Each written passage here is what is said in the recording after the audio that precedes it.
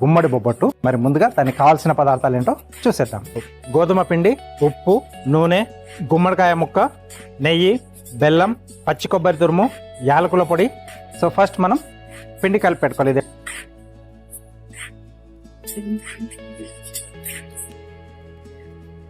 ముందుగా పిండి, గోధుమ పిండి,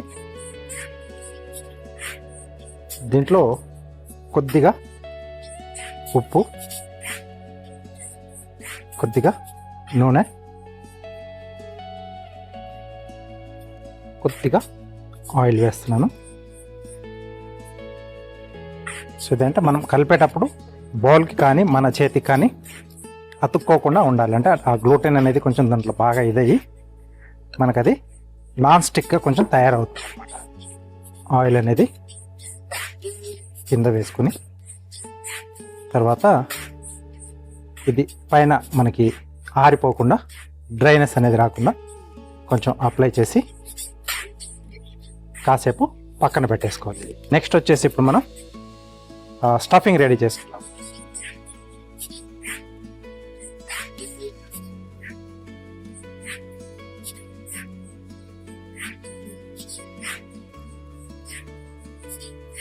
సో కొద్దిగా నెయ్యి వేసేసుకొని దీంట్లో తురిమిన గుమ్మడి ఆ పచ్చివాసన పోయేంత వరకు దీంట్లో మనం ఘీలో వేయించుకోవాలి. సో ఇక్కడ నేను స్వీట్నింగ్కి బెల్లం వాడుతున్నాను పంచదార బదులుగా. మీకు కావాల్సితే పంచదారతో కూడా చేసుకోవచ్చు. నెక్స్ట్ దీంట్లో యాలకుల పొడి, కొంచెం పచ్చి కొబ్బరి తురుము. సో ఇది కాస్త మనకు వేగిన తర్వాత, అంటే ఆ పచ్చివాసన పోయిన తర్వాత అప్పుడు మనం పంచదార కానీ లేకపోతే బెల్లం కానీ యాడ్ చేసుకోవాలి. ఓకే, కొంచెం మెత్తగా అయిపోయింది కదా, లూజ్గా. మనకి బెల్లం వేసిన తర్వాత అది కరిగి కొంచెం ఇలా లూజ్గా అవుతుంది. ఇది కొంచెం మనకు దగ్గరకు వచ్చేంత వరకు కలుపుతూ ఉండాలి మనం. స్టవ్ ఆపేసేసి దీన్ని కాస్త మనకు చల్లార్చుకుంటే స్టఫింగ్కి అలాగే చుట్టుకోవడానికి కరెక్ట్గా వస్తుంది. కొద్దిసేపు మనం వెయిట్ చేద్దాం. సో ఇప్పుడు ప్రాసెస్ చేసేసుకుందాం. సో ఇది పక్కన పెట్టేసి ఇక్కడ పెనం పెట్టేసి స్టవ్ ఆన్ చేసుకుందాం. కలిపి పెట్టుకున్న మిశ్రమాన్ని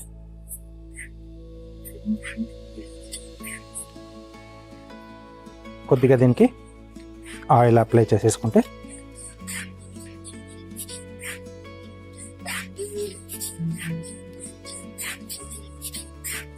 దీంట్లో మనం రెడీ చేసుకున్న గుమ్మడి మిశ్రమం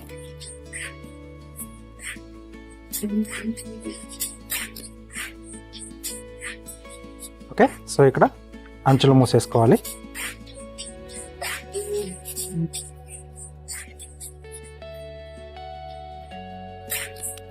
నెక్స్ట్ మళ్ళీ కొంచెం ఆకుకి నూనె రాసుకొని, ఇది కొంచెం నేను మందంగానే చేస్తున్నాను, స్టఫింగ్ ఎక్కువ వేసుకున్నాం కదా.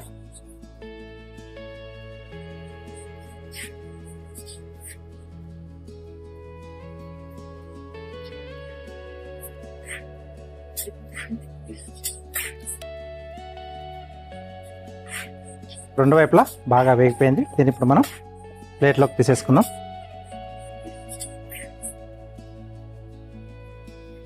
ఓకే, సో వేడివేడిగా గుమ్మడి బొబ్బట్టు రెడీ అయిపోయింది.